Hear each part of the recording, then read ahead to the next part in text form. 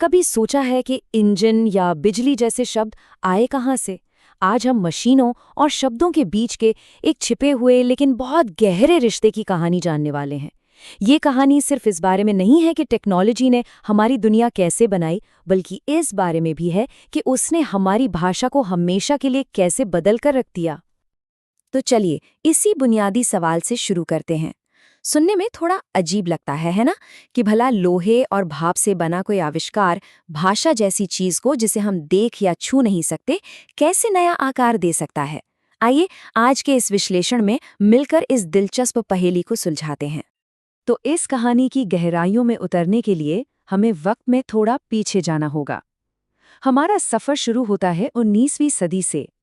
ये वो दौर था जिसे अंग्रेजी भाषा के इतिहास में लेट मॉडर्न इंग्लिश का युग कहते हैं। और यकीन मानिए, ये एक ऐसी दुनिया थी जो बहुत बहुत तेज रफ्तार से भाग रही थी।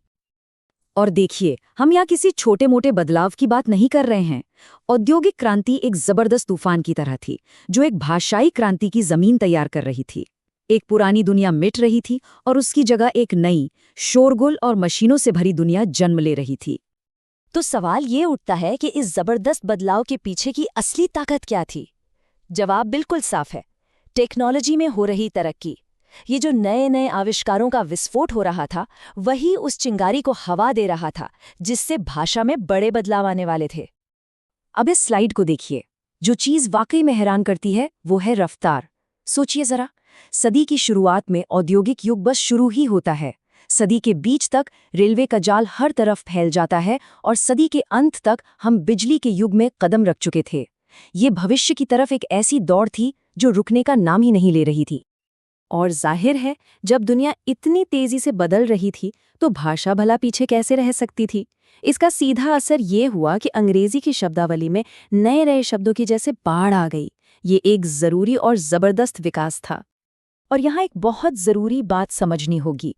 भाषा को हमेशा उस सच्चाई को दिखाना होता है जिसका वो वर्णन कर रही है।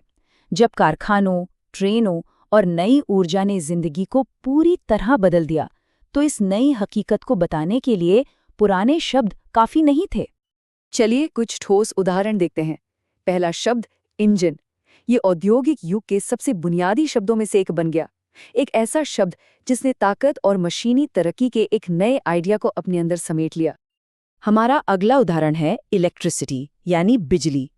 ये शब्द एक पूरी तरह से नई और क्रांतिकारी वैज्ञानिक सोच को दिखाता था। एक ऐसी अदृश्य शक्ति जिसने सचमुच दुनिया को रोशन कर दिया और हमेशा के लिए बदल दिया। और हमारा आखिरी उदाहरण है लोकोमोटिव। ये शब्द उस दौर के सफर और जुड़ाव के नए तरीके का प्रतीक था। एक ऐसी मशीन जिसने दूरियों को मिटा दिया और दुनिया को एक दूसरे के और भी करीब ला दिया। तो इससे ये बात बिल्कुल साफ हो जाती है कि ये सिर्फ कुछ गिने चुने शब्दों की बात नहीं थी। आविष्कारों के लिए, साइंस के नए आइडियाज के लिए और यहाँ तक कि जीने के नए तौर तरीकों को बताने के लिए भी नए शब्दों की जरूरत पड़ी। मतलब पूरी की पूरी शब्दावली ही एक नए दौर से गुजर रही थी। अब इस कहानी के अगले पड़ाव पर चलते हैं। देखिए, शब्दों के इस विस्फोट ने एक नई और अनएक्सपेक्टेड प्रॉब्लम खड़ी कर दी। और इस भाषाई उथल-पुथल में एक सिस्टम लाने के लिए एक नए समाधान की जरूरत थी। मुश्किल ये थी कि जब इतने सारे नए शब्द अचानक से आ जाते हैं तो उनके लिए कोई तय नियम नहीं होते। कोई उन्हें किसी तरह लिख रहा था, कोई किसी और तरह। उनके मतलब भी थोड़े बहुत अलग हो सकते थे। ये एक तरह की भाषाई अफरा-तफरी थी। और ये स्लाइड इस बदलाव को एकदम साफ दिखाती है। डिक्शनरी से पहले हमारे पास गलत-सलत स्पेलिंग और बदलते हुए मतलब थे। डिक्शनरीज के बाद हमें मिली स्टैंडर्ड स्पेलिंग और पक्के मतलब। उन्होंने सचमुच भाषा में एक व्यवस्था कायम कर दी। तो ये प्रोसेस काफी सीधा था। जैसे ही कोई नया शब्द चलन में आता, कोशकार यानी डिक्शनरी बनाने वाले लोग उसे फौरन दर्ज कर लेते। और जैसे ही वो शब्द दर्ज होता, उसकी स्पेलिंग और उसका मतलब हमेशा के लिए तय हो जाता था। इस तरह भाषाई अफरा-तफरी एक सिस्टम में बदल गई। तो इस सब का आज हमारे लिए क्या मतलब है? ये जो ऐतिहासिक घटना हुई, वो आज हम जिस भाषा का इस्तेमाल करते हैं, उससे सीधे तौर पर जुड़ी है।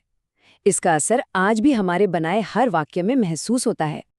और यहाँ से सीखने वाली सबसे बड़ी बात यह है, डिक्शनरी सिर्फ एक किताब नहीं थी, वो अपने आप में एक बहुत ज़रूरी टेक्नोलॉजी बन गई थी, एक ऐसा औजार जिसने हमारे बातचीत करने के तरीके को डिज़ाइन और इंजीनियर किया। इसने हमारे कम्युनिकेशन की नींव रखी। और अंत में इस पूरे विश्लेषण का जो निचोड़ है वो इस एक लाइन में है।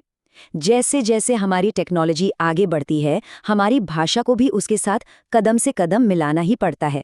ये दो ऐसी ताकतें हैं जो हमेशा एक दूसरे से जुड़ी रहेंगी। और ये हमें एक आखिरी सवाल पर लाकर छोड़ता है। 19वीं सदी का ये सबक आज पहले से कई ज़्यादा मायने रखता है। एक ऐसे दौर में जहां मीम्स, हैशटैग और आर्टिफिशियल इंटेलिजेंस हमारी भाषा को हर पल बदल रहे हैं, तो ये सवाल उठता है, आज की डिक्शनरी क्या है? ये वाकई सोचने पर मजबूर करता है।